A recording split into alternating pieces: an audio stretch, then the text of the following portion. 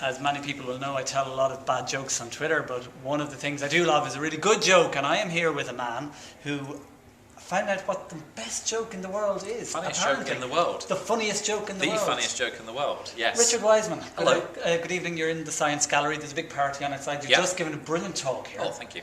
And it's about jokes. Yep, science of humour. Yes. Yes, and Laugh Labs, so we went all around the world looking for the world's funniest joke.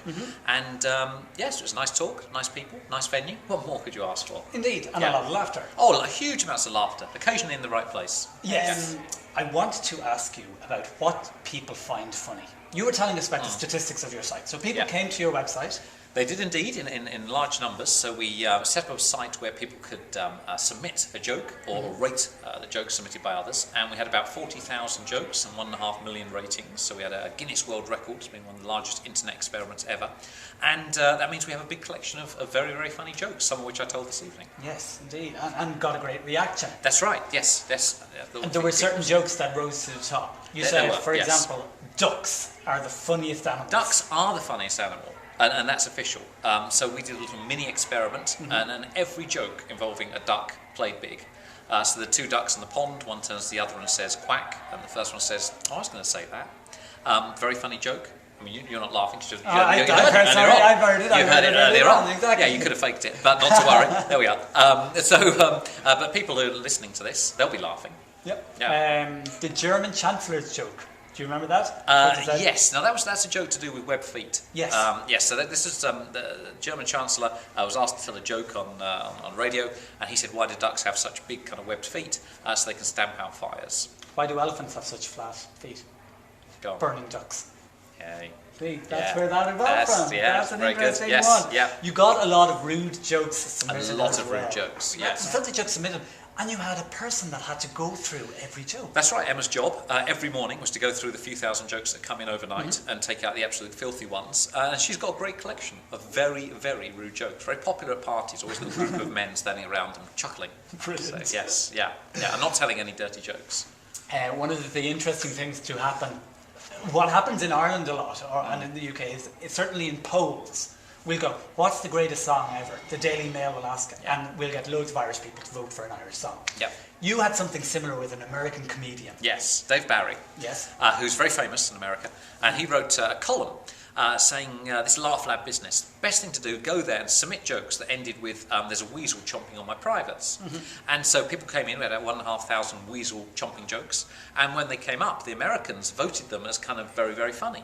So the funniest joke, as voted by the whole of America, was a joke that ended with "There's a weasel chomping on my privates," which is quite funny.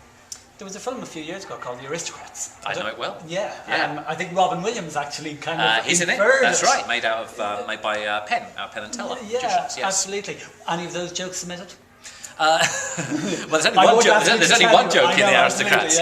I don't know if that came in because that's very much a comedian's joke.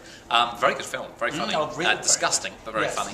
No, we didn't have that. We did have the other comedian's joke, which is the guy with the orange as a head. That's a joke comedians tell each other a lot, which is a guy who walks into a bar and he's got an orange for a head. Okay. And the barman says, what happened? And he said, well, a genie appeared and said, I have 3 wishes. My first wish was for a big house, and boom, got this big mansion. Second wish for a great car, boom, got this huge car. And the third wish, I said, I wish I'd got an orange for a head.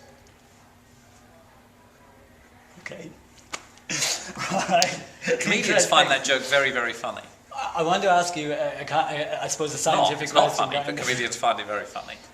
What? Any comedians listening to this will be laughing at that. Everyone else would just be going, what are you talking about? I'm going to a comedy carnival at the end of this month. Tell that joke. Absolutely. Honestly, it'll play big. Something that you kind of went into on a question. There's a difference between what people find gentle humour and how they react, and then cruel humour. Yeah. Like we were talking about the difference between a joke and then all of the reactions, like say Michael Jackson jokes and all of those sorts of things. Yeah. Did you find any of that in your data? Yeah, I mean, one of the questions that came up was whether or not, what jokes are acceptable, what's unacceptable, where's the line? And my answer is I don't think there is a line. It's all context dependent. So if you go to a comedy club, you can expect very rude things, but even then you can shock an audience and so on. So I don't think it's all context dependent. Here I wasn't really telling any jokes that would offend anyone because that's not what the evening is about. As soon as the Michael Jackson thing, the death was announced, then suddenly you saw something on Twitter, all these jokes coming across. Now what's interesting is most of them actually I thought weren't very good jokes. That was the main problem with them. The ones that I thought were quite funny, again, there's that line where you think, yeah, that's acceptable, or you've just gone over it. It's the Sunshine Boogie one. I think is one of the more acceptable. I haven't heard that. Go on, It's coroner is explaining whether it's the sunshine, the moonlight, the good times, or the boogie that actually killed him. Right. Yeah. That's okay. That's okay. There's a joke about Etch-a-Sketch. That's inappropriate. Right. Yeah. Oh, I really want you to tell that. We'll do that after the interview. Yes, that's right. I have to get it right. Yeah. Another thing that you touched on, and I wonder. Involves knobs. Okay. As the Etch-a-Sketch has two of them. Okay. Yeah. Right. That's what I'm saying. Okay. Going any further with that, don't push me. Dear God, I really want to ask. Children's jokes. You were saying the children do work. Actually, that's a bit like the Etch-a-Sketch one, fun enough. The first joke I ever learned, or the first joke I ever found funny was, my uncle's in hospital, what's wrong with him? Nothing, he's a doctor. Quite funny. I was 5 years old or 6 years old. I remember telling it in school. And I think it was the first time I'd ever discovered lying as well. Funny enough. And it was that kind of thing. There, and you were talking about, was it you? I think it was you. Yeah, there is a link there between lying and the ability to storytell and everything like that. And is there any, I know you were saying, which is really weird, there's not that much research gone into jokes. No, really not. Really, no. I mean, no. Well, there's other people who have carried out research, but really, if you look at the sort of history of psychology, it's an absolute fraction of the work. So there is a journal of humour studies, but it's not a very big area because it's so difficult. It's so difficult to read all the subtlety and so on. But children's jokes, certainly that has been studied, and with them it's a kind of mastery of the language, and they're getting this idea that sometimes words don't mean what they're supposed to mean and so on. But why does chicken cross the road to get to the other side is a classic kid's joke with this idea of actually a meta joke, because they've heard, by that age they've heard jokes, and now there's a joke that's a joke on the fact that it's the right structure of a joke but has no meaning. So it's all about mastery of language at that point. We're in the Science Gallery, they did a big thing on infection. You've got a blog, you're on Twitter, I assume, and all that I am indeed, stuff. yes. Do you find now that jokes are being transmitted in a very different way to, let's say, 10 years ago? Yeah. It's certainly what's interesting is that normally it's guys telling guys jokes. With Twitter, I'm not certain that's happening. I think women are actually putting jokes on there as well, because it's not face-to-face communication. Yep. So that's different, because they're going to bring a different angle to it. But it's the speed of those jokes being spread around that I find absolutely fascinating, particularly with the gallows humour. That as soon as there's some event, then suddenly the sick humour is poured out, which would have delighted Freud. He would have been very, very happy. He'd have looked at that and said, there you go, evidence that we need to joke about an event that is very, very serious. Why would you do that? Why would you do it? You do it because there's a sense of anxiety, and this alleviates the anxiety. That's why it's there. Okay.